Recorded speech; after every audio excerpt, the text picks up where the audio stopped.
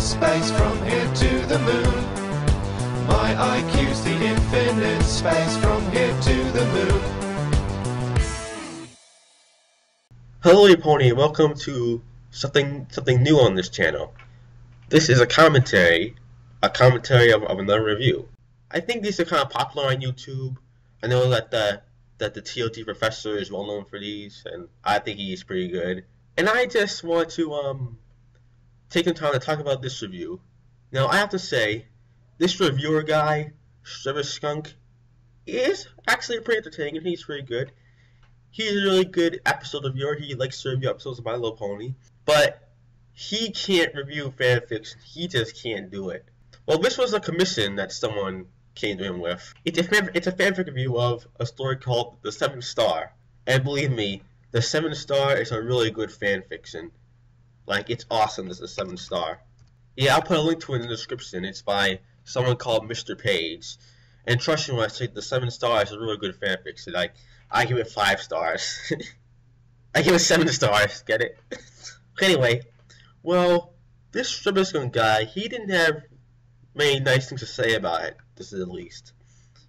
Now, I could talk about this all day, but I think the best thing to do would be for me to just get on with it. I'm going to play the review, and I'm going to comment on things that require commenting. Well, enough of that. Let's just get into this review commentary. One point I keep trying to emphasize when talking about fanfiction is that it often follows its own continuity, but this time we're looking at a story called The 7th Star by Mr. Page, which actually tries to weave its way into the show's canon, offering deeper explanations for things that we've already seen. It begins right at the end of Magical Mystery Cure with Twilight's coronation. It starts occurring to Spike that with Twilight becoming a princess, she'll probably be given all sorts of servants to attend to her every need, effectively putting him out of a job. By the time Twilight takes off for her first flight, he begins taking a sad walk around the castle. He takes a moment to look at the stained glass windows depicting the battles with Nightmare Moon and Discord, reflecting on the fact that he isn't in either of them because he was either asleep at the time or couldn't use the elements of harmony. But then he stops at his window, the one showing him as a hero, retrieving the Crystal Heart and helping to save the Crystal Empire. But that seems even more troubling because to him, it feels like he was only helping Twilight achieve her goal, passing her test, and he really only handed the Crystal Heart off to Cadence anyway. He finally wanders outside, probably while humming a Linkin Park song, and sees all of his friends at a garden party. He tries to mentally project all of his angsty angst at them, and then runs back inside looking for a corner to cry in. Eventually, Twilight catches up to him and tries to find out what's wrong. Spike then gives a very long, tearful speech leading up to some incredibly important thing that he has to tell her.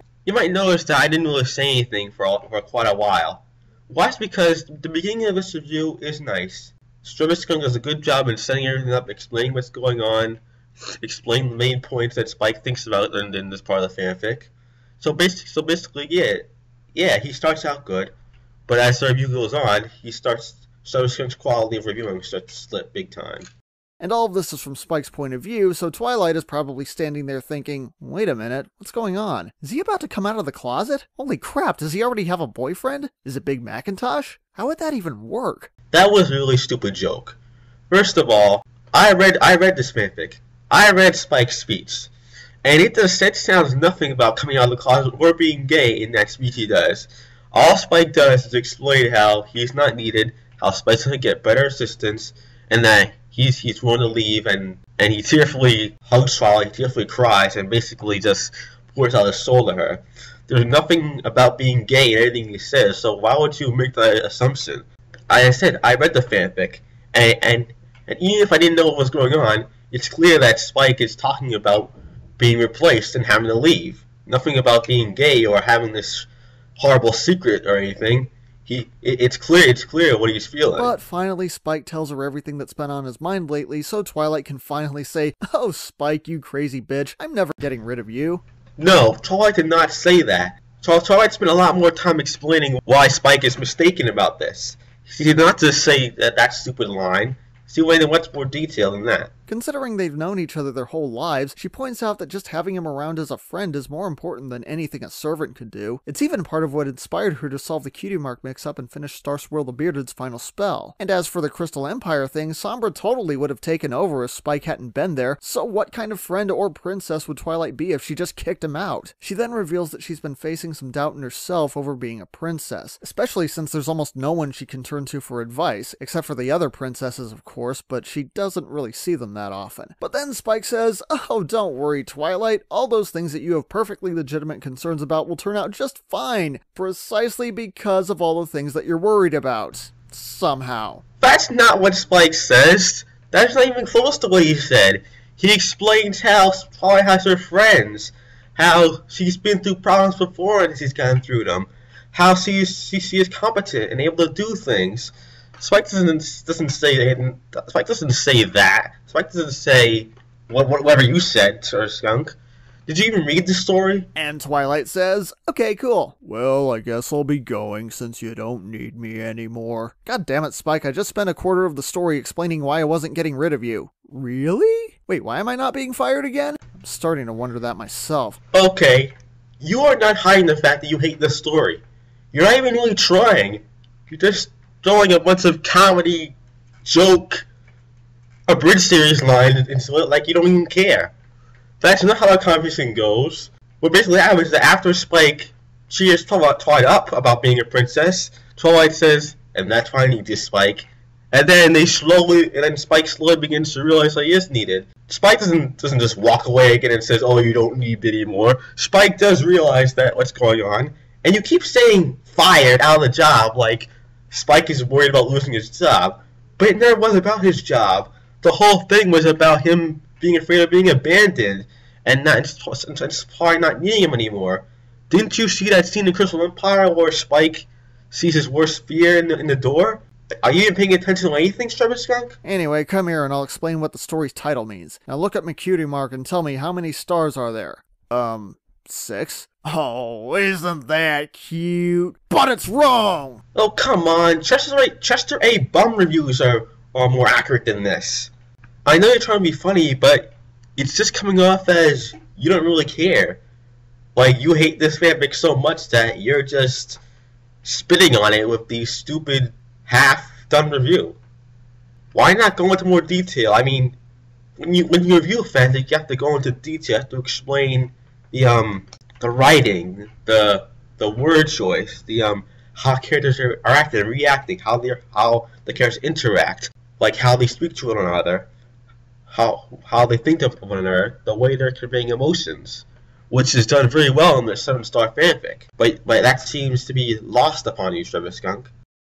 You see, there are actually 7 stars, and here's how that's supposed to work. The big pink star represents Twilight, while the 5 smaller stars represent her Ponyville friends. But then the white parts peeking out around the edge of the center star are actually part of another star behind it that represents Spike. So of course she won't get rid of him if he's part of her cutie mark, and that's about it. Spike calms down, they both go back out to the party, and everyone goes up to Spike and says, "Dude, the hell's your problem today?"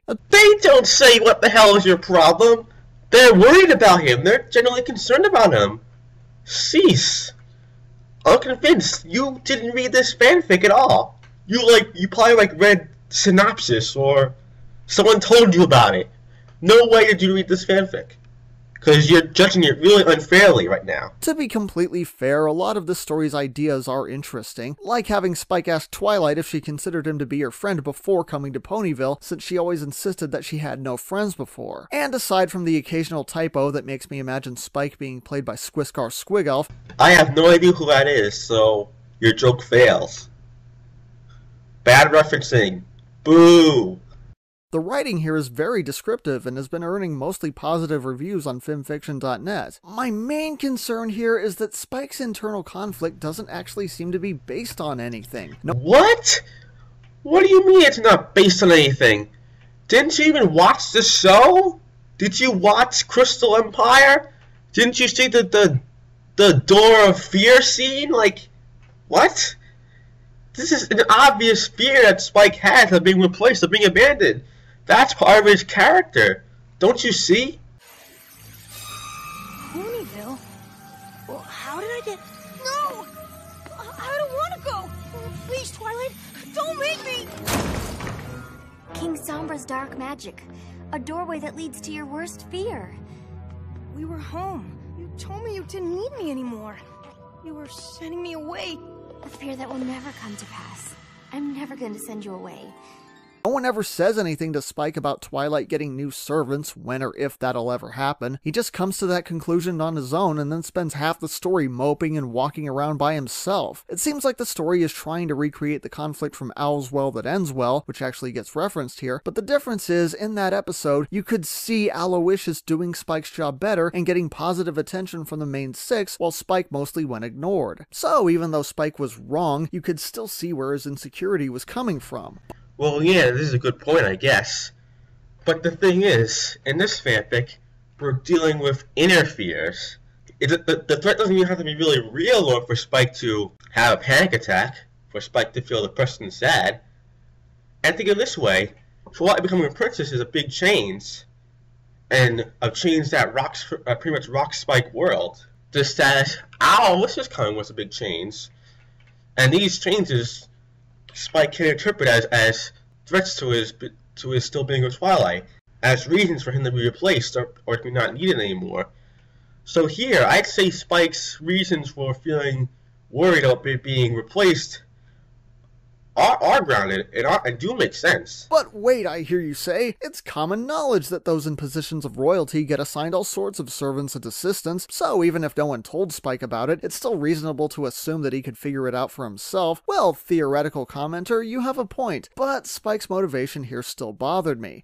So you provide a reason why you're wrong, but you don't really give a reason to refute that. You just say, it still bothered me. Well, that reason you just gave makes perfect sense, and it completely ruins your argument. So you pretty much shot yourself in the foot right there. Now, if the story was set in some alternate reality where Spike really was in danger of losing his job, that might make it more compelling, but again, it's set more or less in the show's universe, which means everyone has to be believably in character. And whenever someone else is around, it always seems clear that they still see Spike in the same way they always have, and they genuinely have no idea why he's upset. And besides, if you're familiar with the show, then you already know Twilight's never gonna give Spike up, she's never gonna let him down, she's never gonna run around and desert him. Oh my god, the story just rickrolled me! That's the point! Don't you get it? The point is that Twilight is never gonna abandon Spike. That's the point. We know that. But the focus is on Spike's fear. On Spike being afraid of being abandoned. On Spike's doubt. On Spike's reaction to the changes around him. His reaction to Twilight being a princess. His reaction to this changing world. To the threat that he may not always be with Twilight, that lingering fear in the back of his head. This is a character study, Strebiskunk, a character study on Spike, on his purpose in the show, on his purpose to Twilight, on the purpose that he feels that he serves. So take your focus off of Twilight, because this is a Spike story. This isn't about Twilight abandoning Spike. This is about Spike's fear, and about Twilight easing Spike's fear. All joking aside, this looks to be the author's first ever story that was put on fanfiction.net, and I really believe that for anyone creating content, just being able to put your work out there is the most important thing you could possibly do. Despite how harsh I'm being towards this story, it's not my intention to discourage anyone from sharing their work, especially when there's genuine potential, which there is. I really appreciate it when a fanfiction shows extra effort in remaining faithful to the source material, and like I said, the writing style itself is very good. This particular story just wasn't for me. Although Spike certainly has no shortage of reasons to feel bad, especially with recent episodes, the segments of the show where he unnecessarily overreacts like a giant crybaby tend to be my least favorite parts. Spike is not overreacting or acting like a crybaby in this story. He's reacting really logically. I mean, you gotta remember, he's still a kid. He's a baby dragon. He's not an adult. He has an attack with the Twilight. And his reasons for wanting to be replaced actually make sense.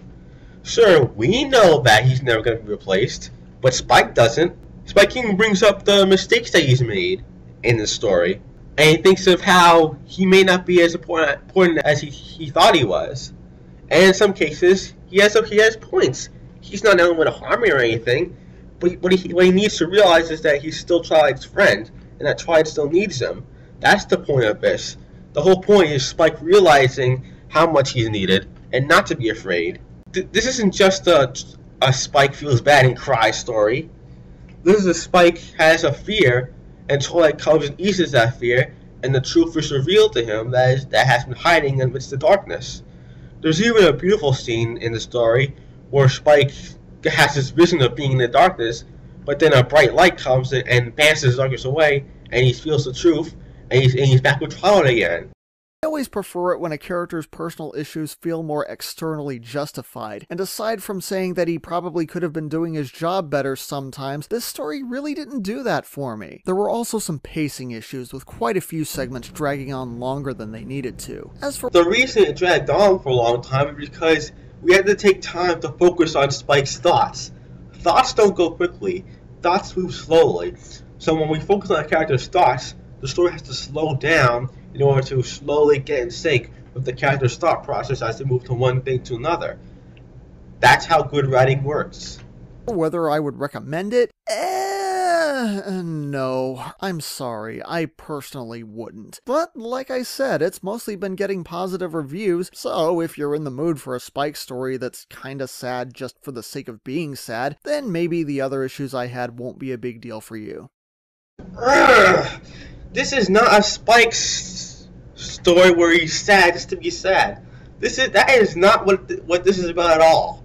No, just no. I keep saying it, and I'll continue to say it.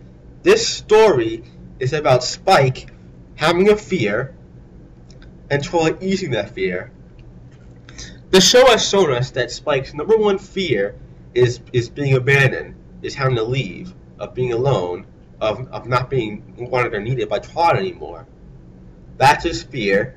So if there's even a chance that that fear might be confirmed, of course Spike is going to get the person sad, because he's going to feel that his fear is coming true. That's how fear works. That's how insecurities work. Don't you see that? And again, when Twilight comes and comforts him, we finally see Spike realize that his fears are unfounded, and that he does have no reason to fear, and that he was wrong all along, and that he won't be abandoned, and how through the 7-star Cutie Mark analogy, we see that Spike is part of Twilight's destiny. That's the point of the story. It shows how Spike is important to the show, and he's not just this annoying side character that the writers can do whatever they want with. Sure, Spike has been a butt of many jokes, but lots of times Spike does shine. But that seems to be lost upon you, Strebiskunk. I don't know why. This review was just terrible. All you did was make jokes and mock it. You didn't. Sure, you did talk about the good writing and the good points at the end, but this entire review was just negative. It was really biased. When you review something, you can't be biased to it. And I also find it really stupid that you pretty much gave a reason why your thing was wrong and didn't really say anything about it. And also the fact that this story got many positive reviews and you just didn't like it for some reason, apparently you just didn't see what it was trying to tell you. Well, that's it for this commentary. I'll see you next time with a new one. This is Matthais, Unidostres, signing off. So don't call me a moron, I'm super astute. There is no conundrum that my core cannot compute. No, don't call